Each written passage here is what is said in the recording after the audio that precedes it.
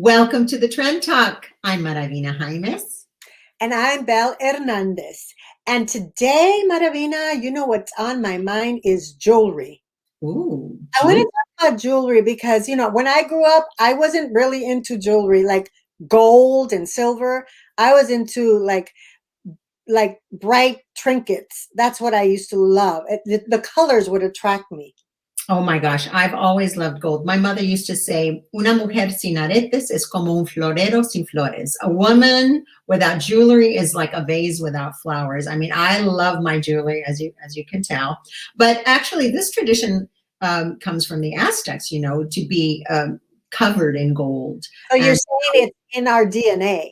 It's in our DNA to be covered with gold and have a diamond or two, I think. Yeah, now I'm like, yeah, I want some gold. Yes, I'll like some diamonds, but it never really attracted me. It's not like other women who say, oh my God, I got to have my diamond ring. My sister was like that. She has so much jewelry and she always loved jewelry and she gives me jewelry because, she has so much. But I can appreciate it now. I'm there. People, if you want to give me jewelry, I like it. I like it now. Yeah, I like it too, and I can afford it now, so for sure. And speaking of jewelry, later on in the show, we're going to be speaking to Ana Valencia. She is a jeweler, and she started her business of making this beautiful crafted jewelry, a lot of bronze, a lot of beautiful jewelry. So stay with us, and we will be speaking to her a little bit later.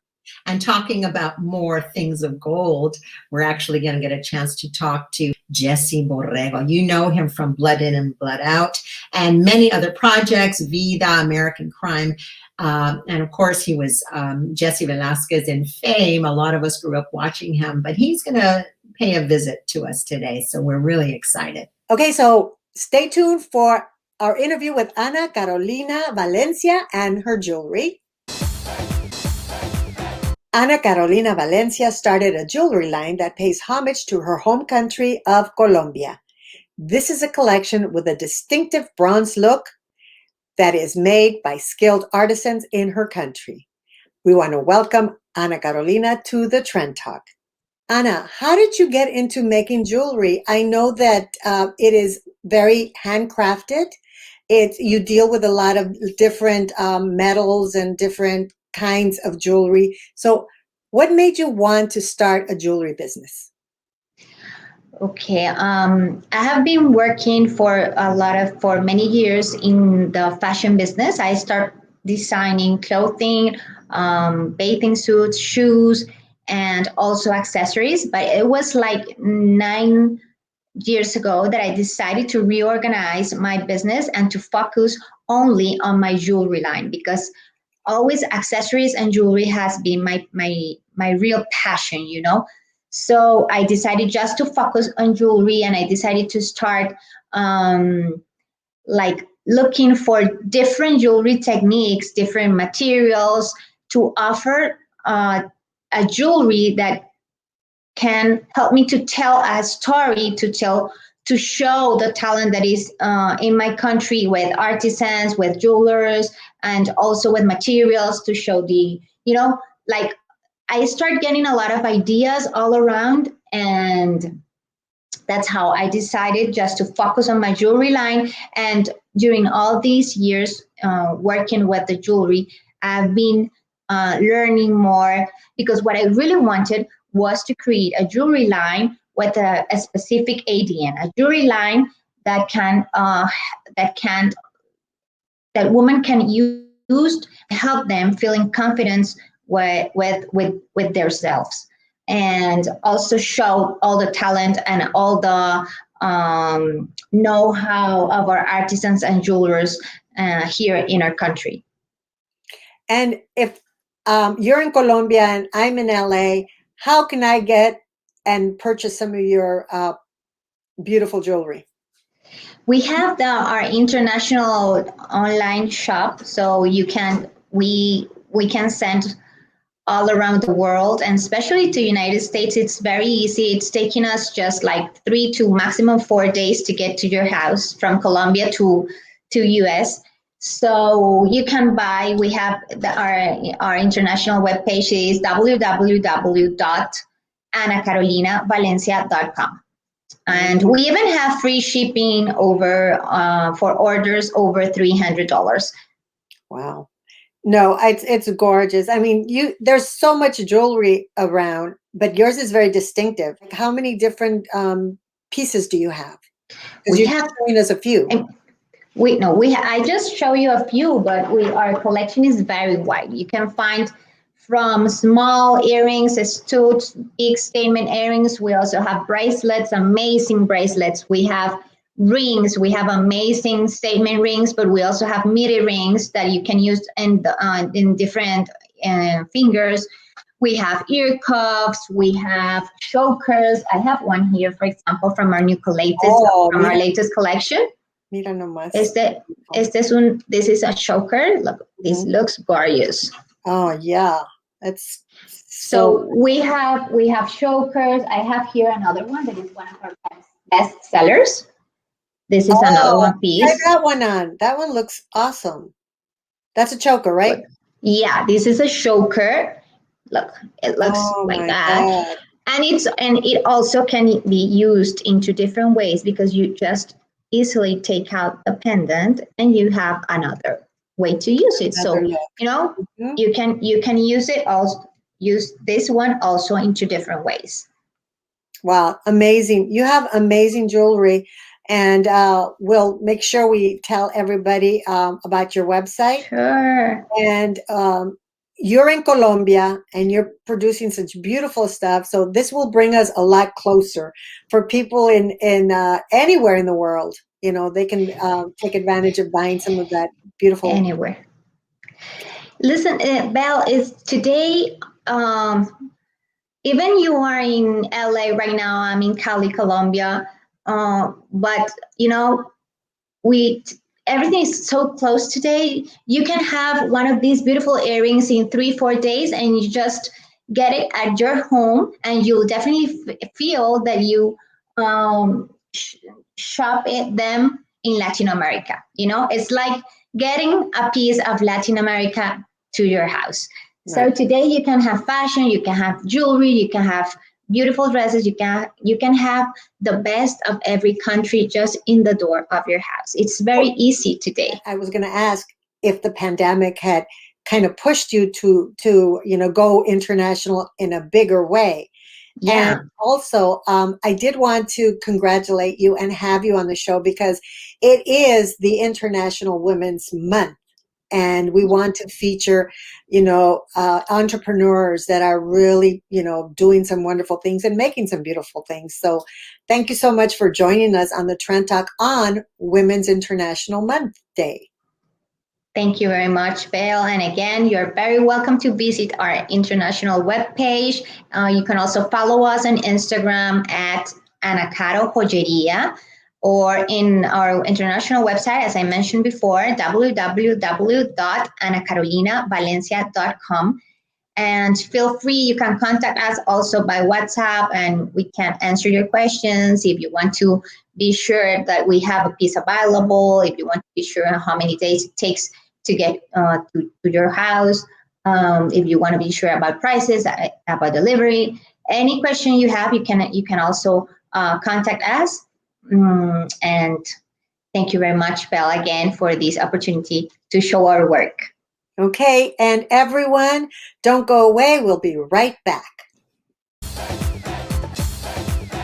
You'll recognize our first guest from Vida, American Crime, Fear of the Walking Dead, and Escrucito from the film Blood In, Blood Out. Please welcome actor, director, producer, Jesse Borrego. Hello, Jesse. Welcome. Welcome. ¿Cómo están todos? We're so happy to have you. So we're great. We're really great. We're so happy to have you today, and especially because congratulations are in order. That iconic film that you worked on, Blood In, Blood Out, has been nominated to the Film Registry. So according to the Congressional Hispanic Caucus, this film, amongst many others, is being nominated to elevate Latino stories and promote inclusion in media. We want to know what you think about this.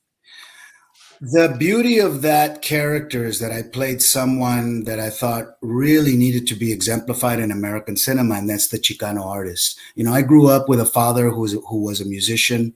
He was an accordion player, Jesse Borrego, contemporary of Flaco Jimenez. But, a lot of those troubles that Crucito and that experience went through, he had to go through, and it derailed a lot of his talent and music. And so I think I wanted to exemplify a lot of that in the character of Crucito. So that's why it's important. And you get to see Adan's art, you get to hear Jimmy Baca's beautiful, incredible poetry, and you see, just an array between that and the other films. If you look at the two films that were being filmed at that time was Blood In, Blood Out and American Me. So you had two films where you were employing a host of the best Latino actors in the industry. If you look at both of those films, they were made. And so you realize what was going on at that time.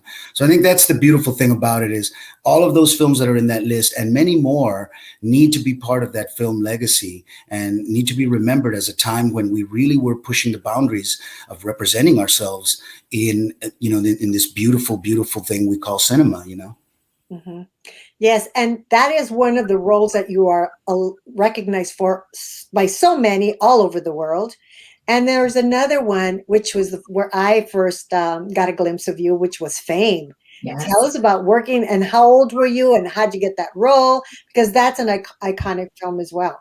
Yeah, Jesse Velasquez. Jesse Velasquez, everybody thought he was Puerto Rican, but it turned out that he was Mexicano. He was from Juarez. He was undocumented, pa que sepan.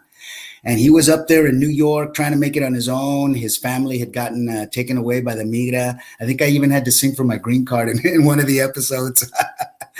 But it was great because, that year they were trying to, Bill Blinn and Debbie Allen, they were trying to open the series up. It was a very successful Alan Parker film in 79 about PA, School of Performing Arts. It made Irene Cara's career. And so I think it had a lot of cachet when I got into it. And here's this little Chicanito de South Texas, But I blew him away at the audition. It was an open audition, so it was very much like an American Idol. Everybody came in off the streets. So at that time, I was studying acting at California Institute of the Arts, and me and a whole bunch of us went down there since it was an open audition. But I sang, to set myself apart, I sang a bolero that my father had recorded in 68, Cuesta Abajo, an old Carlos Gardel tango that he recorded as a bolero. And they went, oh, okay, this guy's in. And then I danced in front of Debbie Allen, and Crucito can dance. So I did my Crucito moves for Debbie Allen, and she was sold, and the rest is history, But I got to work with with Janet Jackson that year because she was on that year. So we did a big concert in New York. So that was our introduction, mine, Janet's, and Nia Peoples with the New Kids. But it was beautiful working on a show because it gave me a safe place to learn about the film industry. I got an agent out of that. They were shooting on film. So Debbie Allen, used to let me, she was directing a lot at that time. So she used to let me come to the set. And that's where I picked up my first ideas of how to direct a film set, coverage, television movement, all of that. And so to me, as a young Chicano actor, wanting to be in the film industry was a really wonderful place. And I got to sing and dance a lot. I got to be who I was, Jesse Velasquez, como te digo. So again, being able to represent, our cultura, our raza, and the talent that we have, that's what was important to me at that time. And I think it's what really let Taylor know that I could do something in Blood In, Blood Out. And so because of that, he approached me and said, look, I know you, I remember you from the auditions of La Bamba. And, he said, hey, do you want to come work with us on this film? Help me find the Vatos Locos. So I was very lucky to be there at the beginning and watch the creation of what it was going to be. So years later, when people say, well, it wasn't that big a film at the box office, I tell them, I go, yeah, but you see all the passion and the love and the talento that was in that from top to bottom. And that's why it still resonates with audiences now, 27 years later. It's got corazón. And your character wraps it all up at the end. It's about that's Chicano Shakespeare. I mean, if Jimmy's been winning literary awards like crazy throughout his career, but I think being able to be an executive producer and a writer on that film, Floyd Matrix wrote a beautiful script that became two wonderful films, you know. But I think Jimmy really captured and was able to create that multi, you know, dimensional experience of who we are as Latinos, because you have these very three distinct paths of these vatos locos, and then all of it with this Chicano poetry and all of this with this Chicano art, in, you know, beautiful East LA. Son and daughter was the film Follow Me Home, because you did that with Benjamin Bratt, who was, you know, your carnal in Blood and Blood Out. And that movie was so ahead of its time. They just had a screening of it. And it's a beautiful film about our environment, right? Yes, well, also about who we are as a brown people, how we've been erased from history and how that affects us personally. So Peter Bratt, Benjamin's brother, had just graduated from NYU Film School. So he saw, again, Blood in, Blood Out, and was completely blown away. So he said, I'm going to write something for you and Ben. And in the movie, you'll see a lot of Blood in, Blood Out cast members. Mikla's dad, Juanito's in it, Noah Verduzco. And then you'll see also Tom Tolles is in it. So it's a wonderful continuation to the relationship that I had started with Ben on Blood in, Blood Out. So he says, hey, my brother wrote this story about 4 artists of color that are going to go to the White House and paint a mural of their ancestors on the Casa Blanca. What do you think? And I said, great idea. And so there we go. We make this film, and it winds up going to Sundance in '95 and getting all of these audience awards. But it was so ahead of the curve because it dealt with cultural identity, our hidden story, you know, the disappearance of the culturas, all the brown culturas in our American history. And it got a lot of negative feedback from the white critics of the time. And so it kind of scared Peter, and he didn't write another film for 15 years until La Misión. And I don't know if you guys saw La Misión, but that again garnered a bunch of awards at Sundance. Sure. So those guys are 2 for 2. Oh no, he's 3 for 3 because he directed Dolores. Dolores, yeah. Huerta doc.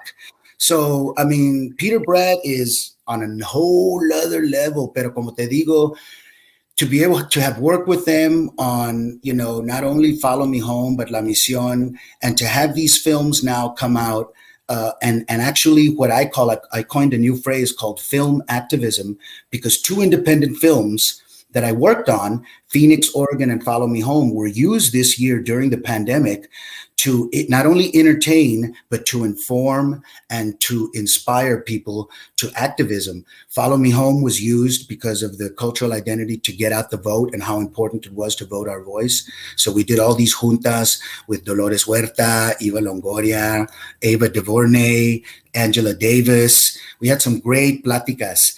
And then with Phoenix, Oregon, you know, Phoenix, Oregon, when we had to pivot, everything was shutting down at that time. So we had a nice little theatrical release happening at the art houses. Well, they were impacted because they had to shut down.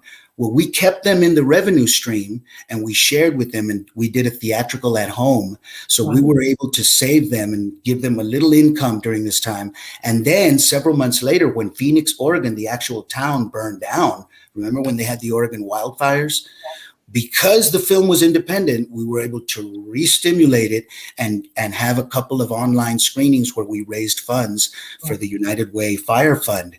And so I just kept thinking like, wow, this is it. These films are independent and they suffer because they don't get out there in the mainstream. They don't have those distribution powers behind them. But man, look at them impacting the communities that represent them, that they represent.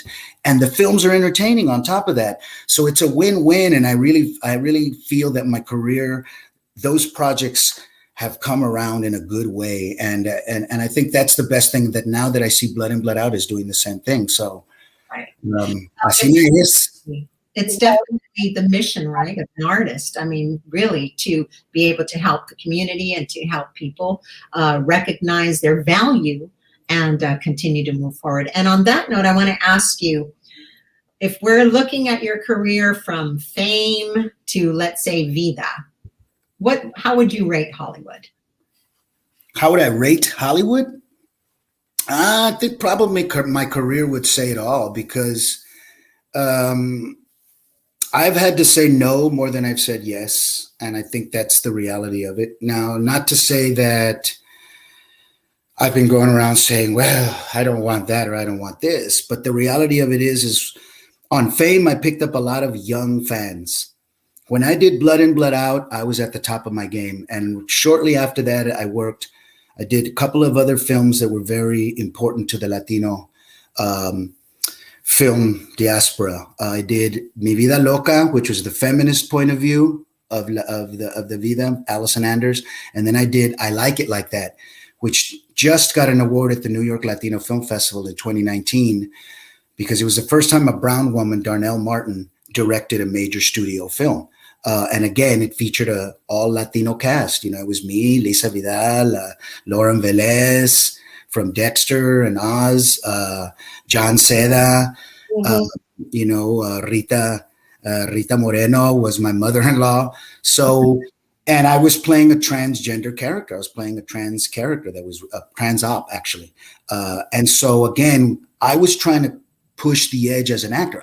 So I was trying to show people, hey, if you want to talk about the Latino experience, come to me, man. I'm the actor that can get there. You know what I mean? It's not just about the vatos. It's not just about it's about all of us and how there's a collective shared experience. The East Coast, the West Coast, South, North. And I think because those films were again cutting on the cutting edge, all of them came out at different times, right? That was the industry trying to find a way to include us. A couple of years later, 98, we had the brownout. So what does that tell you? If we were already in the early 90s doing Blood In, Blood Out, Mi Vida Loca, American Me, Mi Familia, La La La La La, and in 98, we still had to stage a brownout and boycott the television sweeps. What does that tell you? The industry wasn't ready yet. So then in 2000, the early 2000s, we were talking about the Latino wave. The numbers were there, but the executive decisions weren't there. The inclusion in those creative discussions weren't there.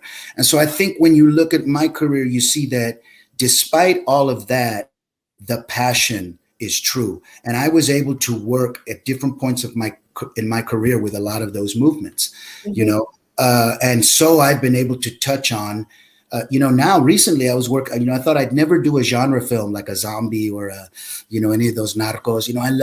I love that people are working, but I just don't ever see myself in any of those characters, right? And that perspective, let's just say the perspective. So when they offered me Fear the Walking Dead, I was like, but then I saw the character who's a very compassionate individual, right? And he's got these other things going on. And it was a chance to represent a Tijuanero in a very real way, right? Not as a pobrecito, not as an emigrante, but as a heroic character, saving Ruben Blades, saving Ruben Blades, doing all this fun, blessing the zombies before he kills them, And so I said, okay, now I can put Jesse Borrego's passion in this. So now here I am working with one of my heroes, Ruben Blades. Yes. We're talking about Wonder, and we had actually worked together on Maldonado Miracle that Salma Hayek directed. Right. And so again, talk about inclusion. Salma in the early 2000s was already trying to direct and tell that story. If you watch the Maldonado Miracle, it's such a sweet film, but you see that she was trying to get us in there, man. She was trying to get us in that American story and that American narrative. And so I think that's what I've been lucky in my career is by keeping myself open to that, I've been able to be a part of that movement. So I can look at that and be proud. Have I gotten rich? Am I the go-to guy? Obviously not, but I don't cry. I multiply, and watching what everyone's done and the fact that 25 of our films are right at that cusp of being recognized like that, that's us multiplying.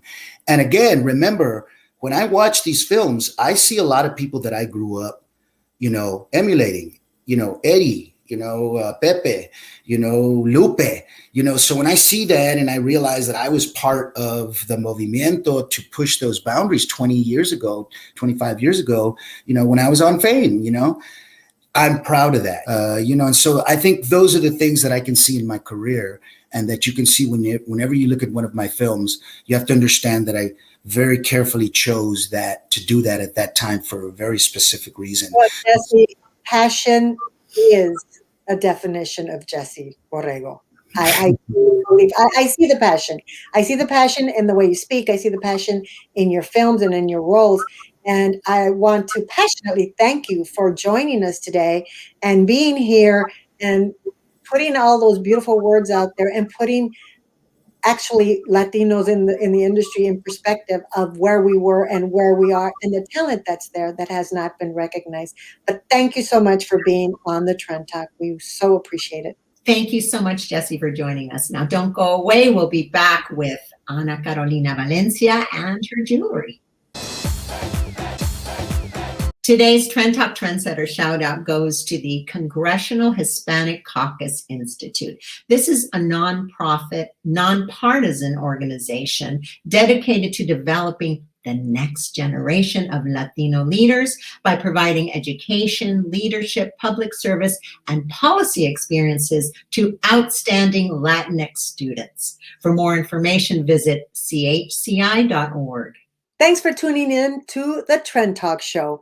We would like to make you part of our Trendsetter community, and all you have to do is go to our YouTube channel and subscribe and tell a friend or two. And remember, if it's trending, We're talking.